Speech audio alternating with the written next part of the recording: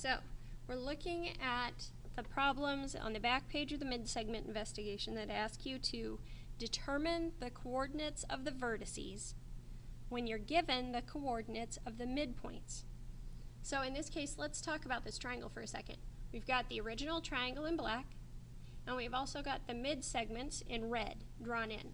So in that case, that means that this segment is going to be congruent to this one, that these two segments will be congruent, and those two will be congruent along the bottom edge. And we know that just from the fact that these are midpoints, and remember, mid-segments connect to midpoints. All right, now with what we've determined with the mid-segment theorem then, we know that any mid-segment here, let's use this top one, is going to be parallel to one side of the triangle. So this mid-segment is going to have to be parallel to this bottom edge. And we also know that it's going to be half its length. So if this length is 6, let's say, then each of these will be 6, which makes the whole thing 12. But ultimately, what's going to matter in the problems that we're looking at right now is the fact that their slopes have to be the same. The lines have to be parallel. So now let's start looking at that first problem then. We're given triangle LMN, L at the point 3, 8, M is at 7, 5, and N at 12, 7. Now, if that's the mid-segments, if that's the inner triangle, so to speak, then I know there has to be some larger outer triangle, and we'll draw it kind of faintly here for a second.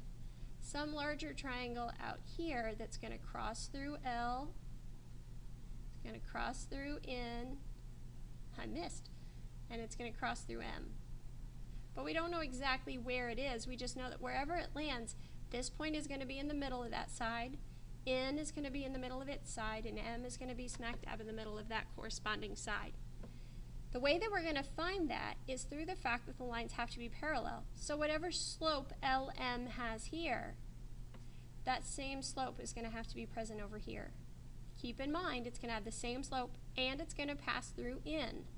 So let's go ahead and count that slope off and see where it's going to end up. So with LM, count it off. It goes down 1, 2, 3, over 1, 2, 3, 4. So the slope there is -3/4, which means I want to create a line here that has the same slope and passes through point N. Now if it's going to pass through point N, that means that's where I want to start counting. So I could go down 3, right 4, or remember, you could go up 3 and left 4.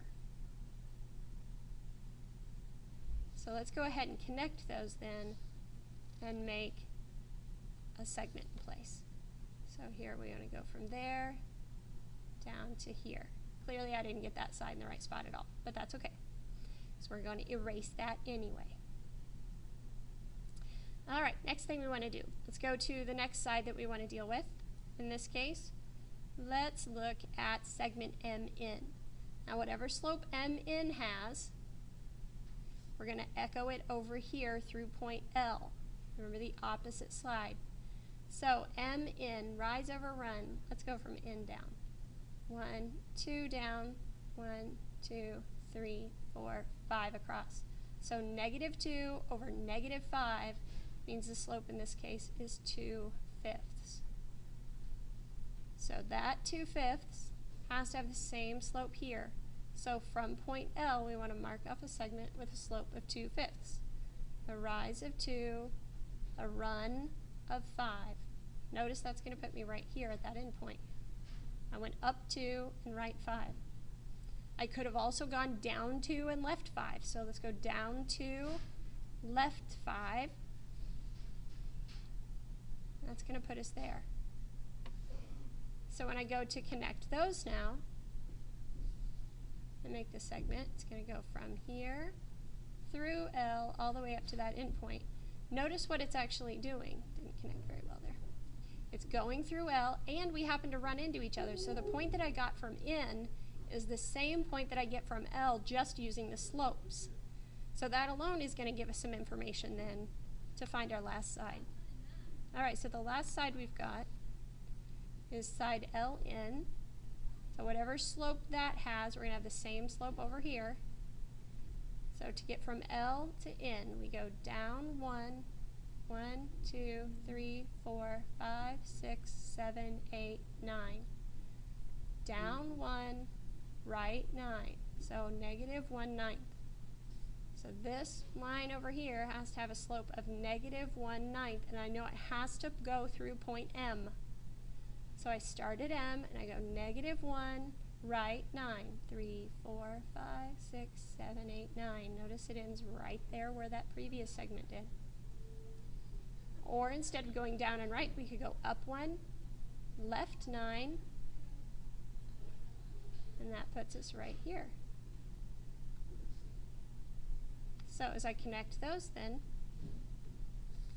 we get a segment from that location through point M back to that location. Let's move that up just a smidge so it actually connects.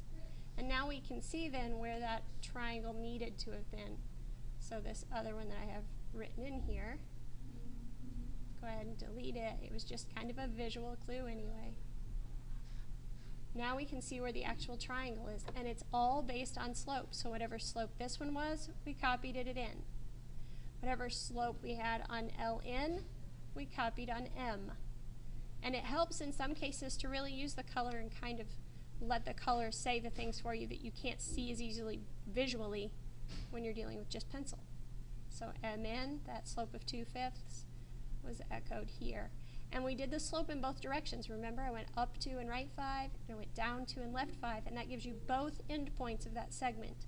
And we did that from both N, using that slope twice. M, we used this negative 1/9 twice, down 1, right 9, up 1, left 9. And ultimately, what should happen is those segments should connect. And then it's just a matter of writing the vertices, where their locations are. So the coordinates in this case would be at negative 2, 6,